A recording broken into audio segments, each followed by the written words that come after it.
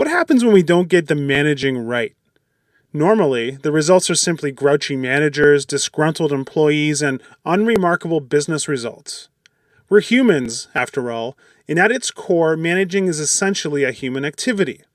So how do we become good managers? In his book, Managing Right for the First Time, David C. Baker suggests good management comes primarily from who you are as a person and the experiences you've had being managed. If you've made the right choices as you've responded to the circumstances you've encountered, there's a higher likelihood that you'll be a good manager. Baker then goes on to give us key tips on how we should build on this foundation to become proficient, giving us a handbook for doing it well. Lesson number 1, starting out. Many of us experience a management position as a consequence of promotion. The first thing we notice is our promotion will be polarizing. Our supporters will be invigorated and love us even more than they did before. For our detractors, however, it will be a different story. They'll be even more firm in their stance against us, though they'll likely take it underground.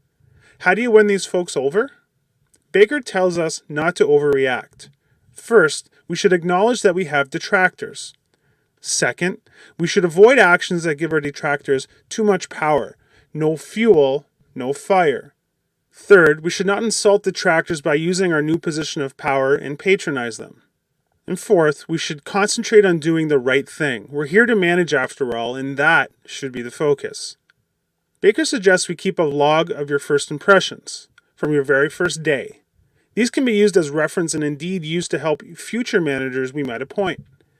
Baker suggests when we become a manager, people are looking for two things. First, they want the real us and not some version of what we think we should be. They want to see our confidence. They don't expect us to be right all the time, but they don't want to see us hesitate before every move. Second, they want us to be collaborative.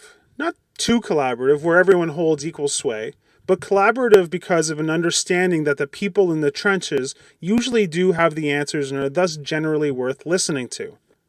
They want us to chart a direction for the department with just enough detail that they can see the outline of the goal, but without so much detail that it looks like we need their acceptance of every little component. They want, finally, for us to be hopeful. Hopeful people are facing the challenges and moving forward eagerly. Lesson number 2, early discoveries.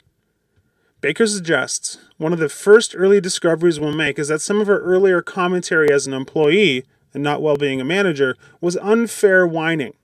Like all employees do, we give our opinion about management decisions without really knowing all the facts. We failed to give our managers the same sort of benefit of the doubt that we now crave. Good managers will always be misunderstood, but that should not be used as a license to accept misunderstanding. If most of the employees misunderstand us, that's a sure sign that we're the problem and not them. The second early discovery Baker says we'll make is that management can be lonely. To feel that loneliness, Baker says we'll do several things. The first is making decisions. The second is observing the impact of those decisions. The third is being sufficiently honest and self-aware to freely admit that loneliness. So, loneliness is actually a good sign. All three of these things are exactly what we should be doing. The third early discovery. There is virtually no connection between doing and managing something. Some of the most successful companies on the planet are run by people who don't know how to do the work. They hire well, train well, manage well, and the net result is an expert manager who is managing a group of valued experts. The fourth early discovery that we'll make is that the pressures we've faced up till now are nothing. Now pressure will come from many angles, and we have to become adept at balancing all of these competing demands. Pressure will come from the heightened expectation that we are ultimately responsible for things being done well. Pressure will come from those we are managing, each with an individual agenda about their hours, their pay, their duties, their workspace, their benefits, their training, their clients, and on and on. Lesson number 3, 5 focus areas of management. Baker breaks down the fundamentals of management into 5 focus areas. Number 1, minding the financial performance. Your first priority as a principal or manager is to pilot the ship. That means ensuring accurate tracking of your firm or department's financial performance against industry benchmarks, useful forecasting, and prudent decisions about the source and use of money. Number 2, hiring, molding key staff. It's actually more difficult to find the right people than the right clients. It follows, of course, that there's more at stake when we make a mistake with employees than with clients. Our task then is to find and develop the best. Number 3, positioning and closing opportunity. In other words, we must make sure our firm or department has a very clear and differentiated positioning in the marketplace, built around deep expertise that's different from nearly every one of our peer firms or departments. Number 4, strategizing for clients. Baker says the best way to be involved with clients without being their daily go-to person is to bounce in and out of the relationship while we help them formulate the strategic portion of their marketing plan for their product or service. Number 5, implementing for clients. Baker suggests if we're managing the first 4 priorities like we should, there's virtually no chance that we'll have time for client implementation work. But if we do, he states we'll probably be doing the same things that got us into the field in the first place. He warns, however, never dip our toes in those waters again unless we're doing a terrific job with the first 4 priorities. Lesson number 4, being a leader staff want to follow. How can we become a leader that people want to follow? Baker gives us a range of characteristics, not specifically in order, that describe a leader's characteristics, any one of which might hinder their effectiveness if missing in any significant proportion. Approachable.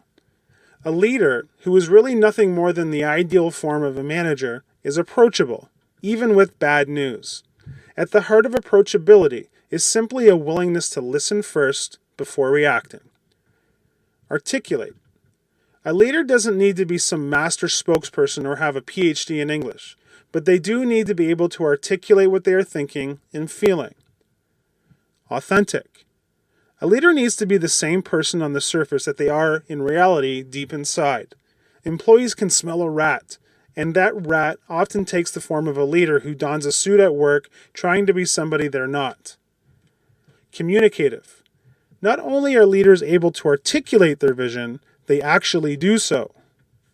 Competent at a basic level. Confident enough to understand the issues and able to evaluate talent. Confident.